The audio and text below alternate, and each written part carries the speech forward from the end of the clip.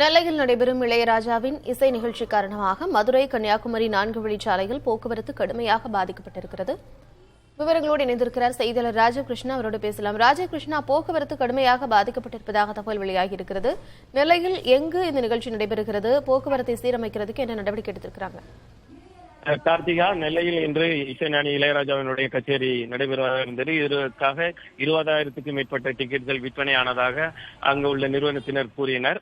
தொடர்ந்து இந்த பகுதி இது தேசிய நெடுஞ்சாலையின் நெல்லையிலிருந்து தேசிய நெடுஞ்சாலைக்கு கீழ்ப்பகுதியில் உள்ள முத்தூர் என்ற பகுதியில் இந்த நிகழ்ச்சியாக நடைபெறுவதாக இருந்தது. சுமார் 6 மணியில் துவங்கும் என அறிவிக்கப்பட்டிருந்ததால் 4:30 மணியில் இருந்து கார்களில், இருசக்கர வாகனங்களில், வேன்களில் இருந்து அதிகமான மக்கள் 3 மாவட்டங்கள் நெல்லை, தூத்துக்குடி, தென்காசி மாவட்டங்களில் இருந்து சுமார் 2,000க்கும் மேற்பட்ட வாகனத்தில் வந்து குவிந்ததன் காரணமாக நெல்லை கன்னியாகுமரி மதுரை தேசிய நெடுஞ்சாலையில் நெல்லையில் சுமார் 3 கிலோமீட்டர் தூரத்திற்கு போக்குவரத்து பாதிப்பு ஏற்பட்டது. கார்கள் அணிவகுத்து நின்ற காரணத்தினால் சுமார் 2 மணி நேரத்துக்கு மேற்பட்ட 2 மணி நேரத்திற்கு அதிகமாக போக்குவரத்து நெரிசல் ஏற்பட்டது. கார்த்திகா, கிட்டத்தட்ட 2,000க்கும் அதிகமான வாகனங்கள் அணிவகுத்து அங்கு நிற்கின்றன. அதனை சீரமைக்கும் பணியில் காவலர்கள் ஈடுபட்டு வருகிறார்கள்.